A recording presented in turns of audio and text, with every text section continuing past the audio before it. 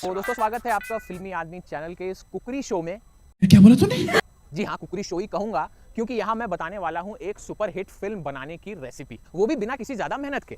जल्दी बोल, कल सुबह पनवेल निकलना है। तो अगर आपको एक सुपर हिट फिल्म बनानी है तो आपको एक बहुत अच्छा इंग्रेडिएंट लेना होगा, यानी कि आयुष्मान खुराना जैसा हीरो, और बहुत सारे तड़कते फड़कते मसाले लेने होंगे, यानी टैलेंटेड और ओजी एक्टर्स की बहुत बड़ी फौज लेनी होगी, जैसे राजपाल यादव, परेश रावल, विजय राज वगैरह वगैरह। लेकिन इस रेसिपी में बहुत स्वाद आ जाए और लोग इसे देखने के लिए पगला जाएं।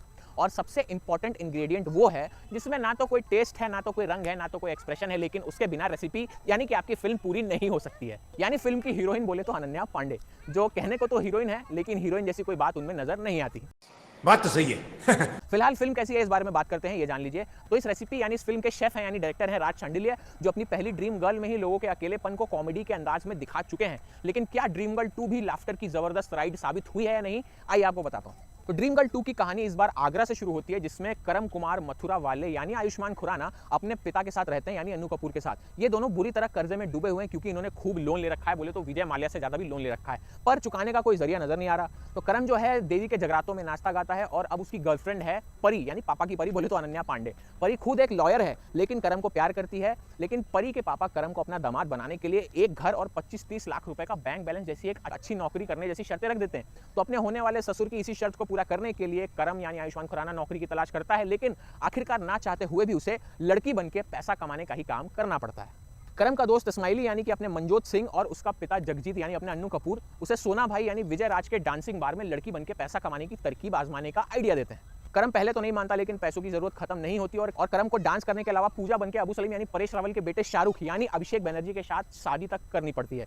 अबू सलीम के घर में उनका सौतेला बेटा शौकिया है, जो राजपाल यादव जो प्ले कर रहे हैं, वो भी पूजा के प्यार में पड़ जाता है। तो अबू सलीम की रंगीन मिजाज बहन जुमानी यानी सीमा पावा करम से शादी करना चाहती है, जबकि जुमानी पहले से शादीशुदा है, उसके 2 बच्चे भी हैं सोना भाई से।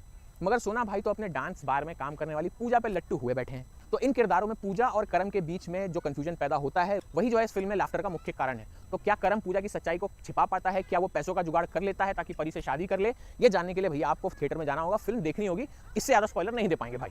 अच्छा, तो आप अगर बात करें सब लोगों की एक्टिंग की, तो भैया गोविंदा और कमल हसन को आंटी नंबर 1 और चाची 420 में देखने के बाद आयुष्मान खुराना ही अकेले वो एक्टर थे जो मुझे लड़की बनने के बाद अच्छे लगे।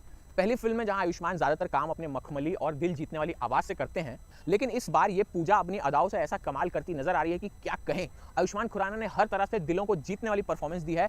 करम और पूजा के बीच उनका जो स्विच होता है वो बहुत इंटरेस्टिंग है। पूजा के किरदार में उनकी मेहनत और कदकाठी के साथ साथ उनकी अदाएं और उनका डांस भी कमाल लगता है। आयुष्मान खुराना को पूजा के रूप में देखकर आपके मुंह से निकल ही जाएगा कि किसने बनाया ये मुजस्सिमा? किसने बनाया ये मुजस्सिमा? हालांकि बढ़िया परफॉर्मेंस वाली इस फिल्म में अगर कहानी दमदार ना हो तो उसका भी बंटाधार हो सकता है। तो जो आप सुनना चाह रहे हैं वही बता देता हूं कि हाँ, ड्रीम गर्ल 2 उतनी मजेदार और दिलचस्प वन लाइनर वाली है जितनी पहले वाली थी।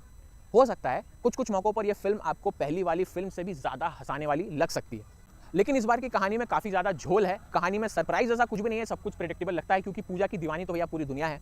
पहली फिल्म में भी थी और अब दूसरी फिल्म में भी है। बार बार ऐसा लगता है कि पूजा यानी आयुष्मान के अलावा पूरी कहानी में हर इंसान बेवकूफ है, जिसे कुछ नहीं समझ में आ रहा कि हो क्या रहा है। आयुष्मान खुराना जिस लड़की से प्यार करता है और उसके लिए इतना कुछ कर रहा है, प्यार की वो इंटेंसिटी अनन्या पांडे के अंदर नजर ही नहीं आती। फिल्म में आयुष्मान को अनन्या से ज्यादा आप उनके पंजाबी दोस्त इस्माइली यानी मनजोत सिंह के साथ देखना ज्यादा पसंद करेंगे। एक सीन में जब आयुष्मान नौकरी की तलाश में परेशान रहते हैं तो अनन्या अपनी बेहद बेवकूफों वाली पेंटिंग बेचकर उन्हें लाखों कमाने का आइडिया देती है। मतलब हद हो गई यार। तो इस सीन में अनन्या एक ऐसी बेवकूफ लड़की की तरह लग रही है जिसे ये तक समझ नहीं आ रहा कि उसका मजाक बनाया जा रहा है। दूसरी तरफ अनन्या को पेशे से वकील दिखाया गया है, मतलब वकील इतनी बेवकूफी कैसे कर सकता है। पूरी फिल्म में अनन्या का किरदार सबसे ज्यादा मिसफिट साबित हुआ है। मुझे लगता है कि इसमें अनन्या से ज्यादा डायरेक्टर राज शांडिल्य की गलती है, क्योंकि ये किरदार आखिर क्या है आप समझ ही नहीं पाएंगे। इससे अच्छा तो पहले पार्ट में नुसरत भरूचा थी, उनको ही ले लेते इस पार्ट में भी।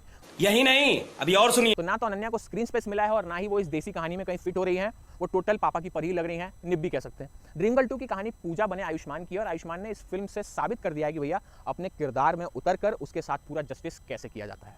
शुरुआत में आप देखेंगे कि पूजा बनके वो एक बार में डांस करते हैं, तो यकीन मानिएगा इस लड़की की नजाकत और उनके डांसिंग मूव्स जिस नजाकत से उन्होंने किए हैं आपको हैरान कर देंगे। और पहली फिल्म के कई पुराने किरदार नए अंदाज में लाए गए हैं। जैसा मैंने ऊपर बताया कि राजपाल यादव और सीमा पावा इस बार फिल्म में नई एंट्री है, और क्या गजब की एंट्री है। तो इंटरेस्टिंग ये हो जाता है कि कुछ फिल्मों में आयुष्मान की सास और एक फिल्म में उनकी मां बनने वाली सीमा पावा इस बार उनसे प्यार करने वाली बनी है, यानी उनके साथ रोमांस करने की कोशिश कर रही है। तो एक आर्टिस्ट के तौर पर ये उनकी एक्टिंग की ही जीत है कि इन सभी रोल्स में वो इतनी कन्विंसिंग लगी है कि आपको रियलिस्टिक वाला फील आ जाएगा। तो कहानी का जो फर्स्ट हाफ है वो काफ़ी मज़ेदार और एंटरटेनिंग है। अनु कपूर और आयुष्मान खुराना के बीच के सीन बहुत मज़ेदार बन पड़े हैं और इस फिल्म में भी कई सारे सपोर्टिंग एक्टरों की फौज है, यानी ओजी एक्टर्स की फौज है।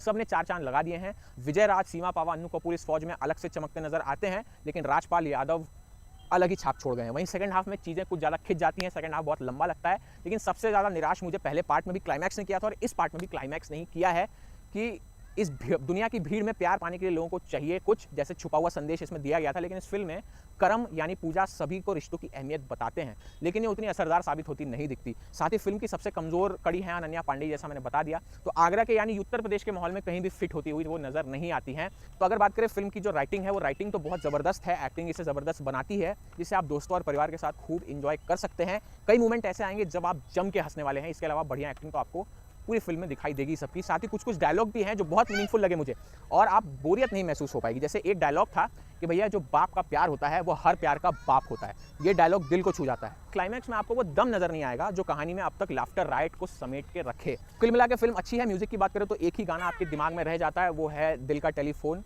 और उसके अलावा जितने गाने हैं मुझे लग रहा है ज़बरदस्ती ठूंस के डाले हुए हैं। कोई भी गाना आपको याद नहीं रहता, दिल का टेलीफोन याद रहता है। थिएटर से बाहर निकलने के बाद भी आप उसको गुनगुनाते रहेंगे। तो ओवरऑल अगर कंक्लूड करूं तो भैया फिल्म अच्छी है, फैमिली के साथ बैठ के देख सकते हो और पूरे समय आप हंसते रहोगे। और फिल्म में कोई कहानी नहीं है तो दिमाग घर पे रख के जाना और सिर्फ आंखें लेके जाना और अपना शरीर लेके जाना। फिल्म देखना, एंजॉय करना, घर वापस आ जाना। उसके बाद दोबारा देखनी है तो OTT पे देखना, वन टाइम वॉच है थिएटर में, उसके बाद OTT पे एंजॉय करना। तो कैसा लगा ये रिव्यू हमें कमेंट्स में जरूर बताइए और जिसका भी नाम लेके सब्सक्राइब करना है चैनल, दब जाना चाहिए सब्सक्राइब का बटन और घंटा तो बजाई देते हो, कृपा आते रहनी चाहिए। तो इसी के साथ मिलता हूँ अगले वीडियो में, तब तक के लिए नमस्कार, जय हिंद, धन्यवाद।